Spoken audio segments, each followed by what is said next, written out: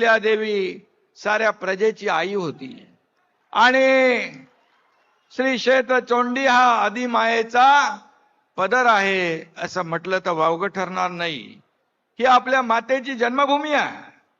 महाराष्ट्राचा अभिमान म्हणजे अहिल्यादेवी, हिंदुत्वाचा हुंकार म्हणजे अहिल्यादेवी, लोकशाहीचा आविष्कार म्हणजे अहिल्यादेवी, शौर्याची तळपती शमशेर म्हणजे अहिल्यादेवी, सत्याचा मंत्र आणि विकासाचे तंत्र म्हणजे अहिल्यादेवी।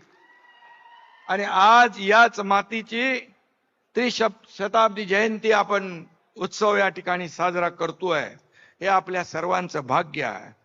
आणि महाराष्ट्रात कल्याणकारी राजवटीची दोन आदर्श विश्वाला दिली। पहिलं स्वराज्याचं देणं देणारे छत्रपती शिवाजी महाराज आणि दुसरं राजमाता पुण्य